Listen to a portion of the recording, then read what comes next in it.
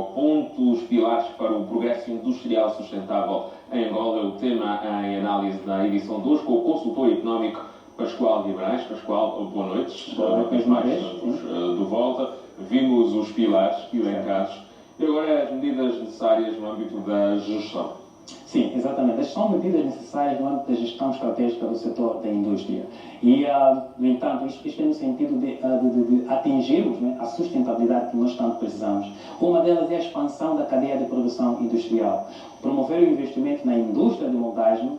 E, é claro, nós já temos internamente algumas áreas da indústria de moldagem em funcionamento. Estou a falar, por exemplo, da indústria de moldagem do plástico. Se a gente for, por exemplo, para a zona econômica... Sim, já. A zona econômica especial, em Viana, em muitos pontos do país, nós temos ali a produção de plástico. Mas a indústria de moldagem, especialmente a usinagem de alta precisão, seja por comando numérico computarizado, aquela que utiliza, que é na verdade uma tecnologia tridimensional realizada por computação e automação, a usinagem por eletroerosão, aquela que funciona com descargas elétricas sobre objeto passivo de transformação, soldadura a laser, estas serão fundamentais para o desenvolvimento e a sustentabilidade da indústria, porque são elas que permitirão a fabricação de peças de alta complexidade, de peças com cada vez mais um maior nível de precisão.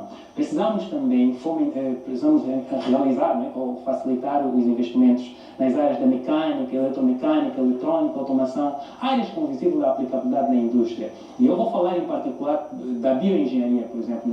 Eu há pouco citei as gêmeas, a Dama Diem e a Aula Diem, que inventaram aquele dispositivo de detecção do paludismo, mas nós temos, por exemplo, também o caso do Guilherme Mogas, um inventor nacional angolano, que em 1977 inventou um dispositivo que permitiria a visão aos cegos. Ele concebeu, o princípio físico-científico concebeu, etc., e desenvolveu o protótipo, mas teve, na altura, dificuldade de industrializar o projeto, transformar a invenção em um projeto industrial para gerar empregos e etc. E em 2002 apareceu um americano com um produto e agora aquilo é uma patente americana. Então, o que é que nós estamos aqui a tentar chamar a atenção? É sobre a necessidade de facilitarmos a industrialização das criações nacionais. Como é que se faz esta facilitação? A facilitação, além da questão do apoio institucional e financeiro que nós vamos abordar ali, e que também o PDN 2327 faz referência, nós temos este ponto da indústria de moldagem, principalmente da questão das usinagens e de alta pressão. Isso é fundamental. Sem este elemento, nós não vamos avançar e temos que referenciar que a questão deste elemento não está no PDN atual. E a indústria química também é fundamental. Não está correto. Não tem como. Sem este elemento, nós não temos sustentabilidade da indústria transformadora, porque não haverá possibilidade de transformar em empresas os inventos nacionais apenas com as nossas sinergias internas. Não tem possibilidade. Muito bem, temos também aqui uma abordagem sobre a indústria química que, de resto, é fundamental para muitos setores em que o país tem grande potencialidade, seja a agricultura, seja a própria indústria do petróleo. Sim, exatamente. A indústria química é fundamental. Nós temos, o Malungo muito bem mencionou, a agricultura precisa de fertilizantes, pesticidas, aromatizantes, conservantes, etc. Mas também a questão, por exemplo, da produção de polímeros que vem dessa indústria, da área de petroquímica, que é uma área que nós também devemos incentivar o seu desenvolvimento, é fundamental também na própria indústria de moldagem, mesmo até na indústria de automóveis, existem para-choques de plásticos que vêm da indústria de moldagem, mas com uma matéria-prima que vem da indústria química, a petroquímica em particular. Então, tudo isso é importante. Vamos seguir para a próxima apresentação aqui no Direto ao Ponto. O que é que temos aqui? Certo. Nós aqui temos, na verdade, a continuação, no caso das medidas necessárias, tudo no âmbito da gestão estratégica do setor da indústria. Mas com um enfoque no aumento da eficiência. Exatamente, o aumento da eficiência e da produtividade industrial. Como é que nós vamos aumentar a eficiência? Nós devemos promover a mecanização dos processos de produção, a sua automatização e também a otimização desses processos de produção. Quando nós estamos a falar de mecanização, é o quê? Imaginemos, existem processos de produção levados a cabo manualmente, Nós devemos, no caso, incentivar inventores, os criadores e as empresas desenvolvedoras de soluções de engenharia a estudarem os processos de produção manual e desenvolver mecanismos para mecanizar essa produção, automatizar, torná-la autônoma. Otimizar tem a ver com estudar a forma como as atividades são desenvolvidas e melhorar as tais atividades, melhorar o processo, de modo a trazer mais eficiência produtiva, quer dizer, produzir mais unidades no mesmo espaço de tempo. Nós temos também que promover a criação de centros de pesquisa autônomos. Estamos a falar da pesquisa naquelas áreas com visível aplicabilidade na indústria. São a automação, a cibernética, a telecomunicação e a geração de energia, etc. E que é um aspecto que nós falamos pouco, da transformação da indústria para a nova realidade, não é? O que alguns já vão chamando de indústria 4.0. Parece que nós temos ainda uma ideia muito antiga dos processos industriais, não é? Eu penso que sim, mas se a gente tiver atenção nesses elementos que nós estamos a chamar a atenção, são elementos de correntes da indústria, não é o último grito da tecnologia ainda, porque o último grito que nós estamos a falar de quê? É de nanotecnologia, é de computação quântica, é de inteligência artificial, é de exploração espacial. Nós estamos a falar de eficiência e da produtividade. Sim, sim. Se as outras realidades avançarem, nós nunca nos tornaremos competitivos. Concordo plenamente. Porque temos também a vantagem de olhar para o caminho já percorrido e como existem até algumas soluções que já foram criadas lá fora, implementá-las aqui, não é? Sim, exatamente. É exatamente isso que eu estou a dizer. Estas áreas que eu, por exemplo, acabei de citar, são áreas que não são a ponta da tecnologia. Nós não vamos... Mas é um caminho necessário. É um caminho necessário. Nós não vamos dar passos mais largos do que a perna, mas nós precisamos acelerar, precisamos correr. E para acelerar, nós não vamos ir logo na computação quântica e na inteligência artificial. Vamos deixar muita coisa por fazer, não é? Sim, não. Nós temos que ir nestes ramos, mas ir com eficiência, com entrega, para conseguirmos apanhar os outros. Aqui é uma corrida, na verdade, né? Conforme bem disse. E será também necessário, já continuando aqui a apresentação, promover a conversão do conhecimento científico em tecnologia, do conhecimento científico produzido nas universidades em tecnologia com utilidade industrial, com utilidade na indústria. Ou seja, aquele conhecimento que é produzido nas unidades de ensino devem ser utilizados na indústria, devem ser convertidos na indústria ou, pelo menos, devem ser convertidos também em projetos industriais para os inovadores, inventores, os estudantes. Eles podem levar a cabo e tornar aquilo como empresa, porque o objetivo fundamental é o aumento da produção e da produtividade. Se um invento não tem aplicação industrial, não consegue se transformar em um projeto empresarial, então é como se nada tivesse sido feito. Então não vale nada. Nós precisamos também promover e premiar a melhor cooperação entre a universidade e a indústria. Quer dizer, em princípio, a colaboração entre a indústria e a universidade deve ser algo permanente e deve-se promover e premiar essa colaboração de modo a incentivar que ela continue. Será também necessário proteger do esfaqueamento as patentes de invenções nacionais.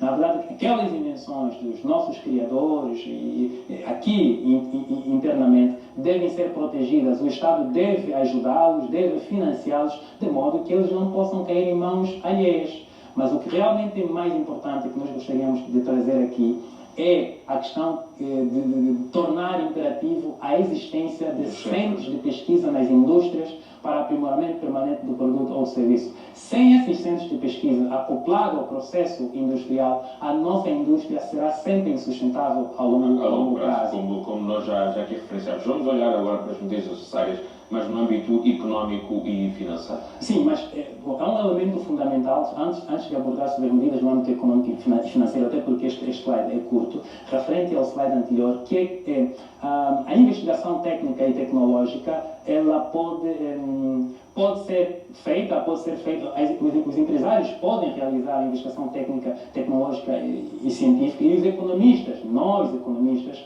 temos capacidade de desenvolver modelos econômicos devidamente parametrizados, com parâmetros devidamente especificados, que vão permitir que as equipas técnicas, os engenheiros, no seu processo de concepção dos engenhos, dos inventos para aprimorar a produção, eles possam seguir aquelas métricas, aqueles indicadores que vão, na verdade, permitir que o investidor consiga recuperar o investimento que foi feito para a investigação técnica e tecnológica. Não, é fundamental e é possível fazer-se isso de modo a salvaguardar os interesses da rentabilidade dos negócios. Muito bem, olhar agora para a questão económica e financeira. Sim, sim. Sobre a questão económica e financeira, as coisas são diretas, não é? Nós temos a necessidade de se conceder financiamentos bonificados aos investidores, às empresas de soluções de engenharia. Precisamos... É uma coisa que não temos, efetivamente, um investimento nacional para a indústria. Temos pouquíssimo. Muitas vezes, quando chega uma indústria nova, vem com capitais estrangeiros e normalmente é com um foco muito direcionado para a produção. Não tem todas as outras competências que temos estado aqui a Sim, exatamente. Isso é real, mas um elemento importante, eu estive já referenciando, nós estivemos aqui a observar o PDM 23, 27, existem elementos que falam sobre o financiamento da indústria, etc. Mas nós trazemos aqui a necessidade de se criar mesmo, para mim particularmente, eu acho isso fundamental para o desenvolvimento da indústria, bancos especificamente destinados para financiar os inventores, para financiar as empresas de soluções de engenharia e aí vamos dizer, as instituições financeiras que existem já, sejam elas públicas ou privadas, nós precisamos, é preciso que haja uma orientação no sentido de que elas baixem as taxas de juros para os inventores e as empresas de soluções de engenharia, estendam o prazo de liquidação e também da liquidação dos empréstimos e que a carência também seja mais elevada. Que quanto ao segundo ponto, nós já temos alguns fundos de capital de risco a operar.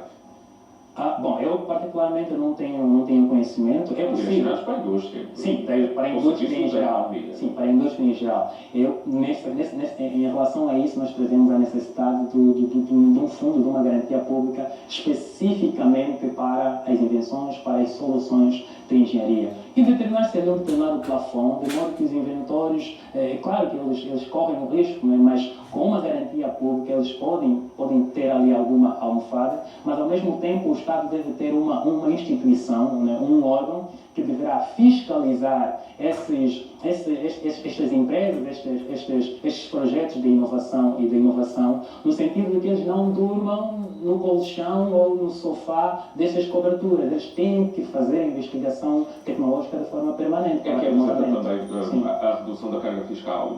Baseia realmente a carga fiscal os custos de contexto, que é um problema, de facto. Bem, eu penso que a carga fiscal é fundamental. Nós temos taxas de impostos sobre lucro em torno de 25%, mas se os inventores tiverem uma redução dessa carga, nem que for 5%, ou mesmo isenção, por exemplo, para aquelas empresas que estiverem no início da sua cadeia, da transformação do projeto de invenção, do projeto da inovação fabril, logo no início da sua fase, na sua fase primária, eu penso que uma isenção no pagamento de impostos será fundamental, de modo a ajudar para que eles realmente se tornem um projeto vivo, porque são os empregos que nós estamos à procura. E depois temos o Estado a ser o maior comprador da produção nacional. Certo. Vamos, isto está claro, não é? Até para isto é claro, não há muito que se lhe diga até. É uma coisa muito clara, mas temos aqui agora